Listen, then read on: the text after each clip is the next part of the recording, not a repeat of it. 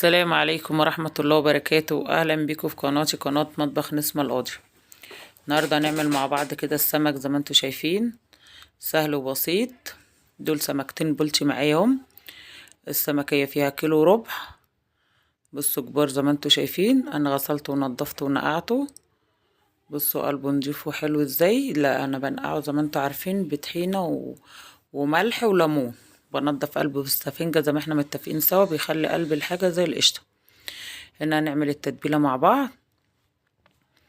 هنا معايا ملح وكمون وكزبرة وليمون، وهنا معايا فلفل اخضر رومي وتوم، وهنا معلقة هريسة شطة كبيرة وليمون وخل. انا حبيت خل كده معانا. كده نحط التوم والفلفل، اللي حابب يحط فلفل حامي يحط، ده حاجة ترجع له. وهنحط الخل والليمون. هنحط البهارات. احنا كده حطينا كمون وكزبرة وملح بس. في لما نيجي نحشي السمك خضار هنحط حبة بهارات من الستة اللي احنا عاملينها سوا. هنا انا بحب افرم التتبيلة بتاعت السمكة ناعمة خالص زي ما انتوا شايفين كده، بخليها ناعمة. نقصت حبة كده في طبق تاني عشان احيق بيه الخضار اللي هحشي بيه السمك. هنا بتبل زي ما انتوا شايفين السمكة من قلبها كده كلها، بتبلها عشان تبقى متحيقة كويس.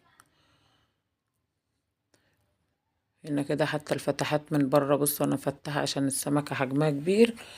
بحيق برضو من الفتحات زي ما انتوا شايفين كده عشان تبقى اللحم بتاع السمكة مملح وكويس، يبقى واخد حد ويبقى يعني طعم السمك مظبوط معانا. هنا كده زي ما انا بوريكم اهو، هتبل ظهر السمكة كده زي ما انتوا شايفين عشان هي حجمها كبير تبقى متبلة. هنا عملت واحدة، اعمل التانية. بحط بقى على مصفى واسيبها شوية زي ما انتوا شايفين كده، تسيبها شوية بقى تتحيق وايه في نفس الوقت تنزل اي زفارة فيها مش مستحبة. هنا هو بوريكم تتبيلة التانية، ما بتبلهاش قوي زي ما انتوا شايفين عشان خاطر لسه انا هحشيها خضار، والخضار برضه يبقى متبل عشان ما تبقاش لحم السمك حادق منك قوي. هنا هو انا بتبل السمكة التانية زي ما انتوا شايفين اهو.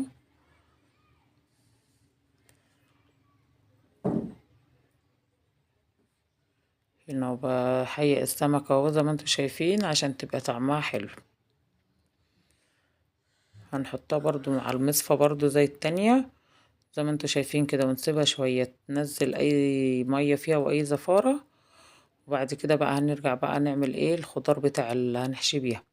هنا معايا بصل، فلفل الوان، كله شرايح وعلى حسب ما انت عايزة بقى تقطعي مكعبات، دي حاجة ترجعلك. جزر مبشور وبقدونس وفلفل الوان اخضر واصفر واحمر. عايزة تحطي فلفل حامي دي حاجة ترجعلك. دي معلقة التتبيلة اللي احنا ركناها على جنب، هنحيق بيها الخضار. وهنا بقى نحط حبة ايه، نص معلقة صغيرة كده بهارات من المشكلة اللي احنا عاملينها سوا، 6 بهارات. انا هبقى اعملها في فيديو لوحدها عشان في ناس كتير طالبة ان البهارات كل بهارات نوع يبقى لوحده، وهنزلها لكم برضه عشان تبقوا عارفين. البهارات الستة دي جميلة، بحطها في حاجات كتيرة قوي بتبقى ريحتها جميلة وحلوة.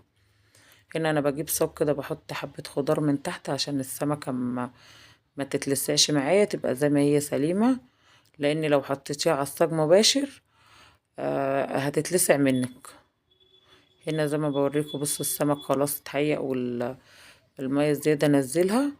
وهنحط السمكتين بقى على الصاج. انا بحب احط في الصاج لان لما بحط في الألمونيا الخضار والتتبيلة بتخلي الألمونيا تتوت معاكي وبتغلب الدنيا في التنظيف شوية، انما الصاج بيتغسل على طول وبيبقى سهل في التنظيف.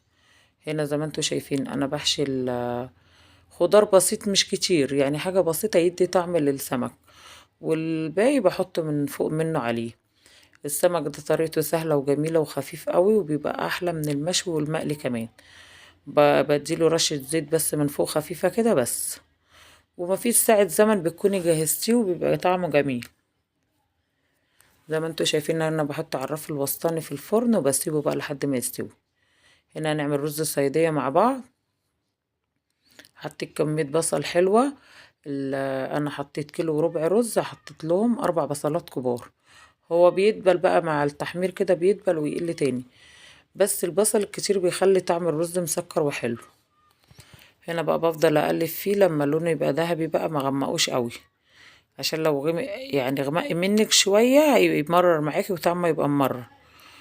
ولو انت في نفس الوقت زي ما انت شايفه كده هو كده ذهبي، خلاص بوريلكوا اهو، هو ذهبي هو حلو، بس مش هيديكي لون الرز الصياديه اللي انت متعوده عليه.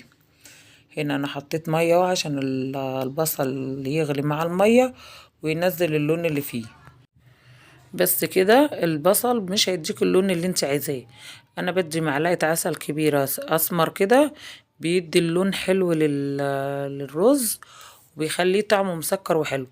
او ممكن معلقه صويا صوص عشان يديك اللون الغامق العسلي بتاع الرز الصياديه. انما لو انت غمقت البصل عشان تخلي الرز غامق، هيبقى طعم الرز ممرر معاكي.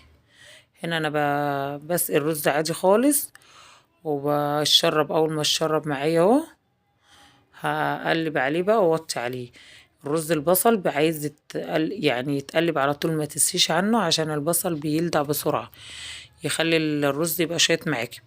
هنا انا معايا بصلاية حطيت عليها رشة ملح، واحط رشة سكر وخل وليمون وتبلها مع بعض الاول واركنها الاول.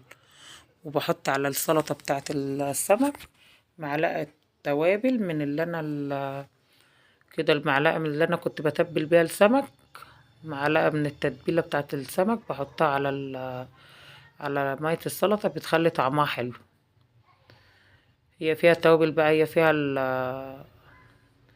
هنا انا فضيتها بعد ما سبتها قد ساعة عشان طعم البصل ما يبقاش حامي معانا. هنا الخضار اللي انت حباه بقى، انا احط هنا بقدونس عليه عود، بس عودين من الشبت وعودين من الكزبرة، حاجة خفيفة خالص، وجزر مبشور وفلفل الوان بقى انت حابة. هنا فلفل اخضر. وهنا انا بقطع الطماطم شرايح في اي اسماك او اي التقطيع اللي انت تعجبك. بس انا لما بعمل في اسماك او بغير في تقطيع السلطة بتاعتي عشان تحس ان انت قاعدة في مطعم كده، يبقى تغيير، والتغيير مطلوب برضو. هنا السمك استوى معايا، انا حطيته على الرف الوسطاني، استوى من فوق ومن تحت واحمر زي ما انتوا شايفين. وهنا الرز استوى معايا بعد ما وطيت عليه خلاص كده، الشرب معايا واستوى وتردد. هنا انا غرفت بقى خلاص كل حاجة زي ما انتوا شايفين اهو. الرز هو يعني لونه حلو وجميل وطعمه كان تحفة.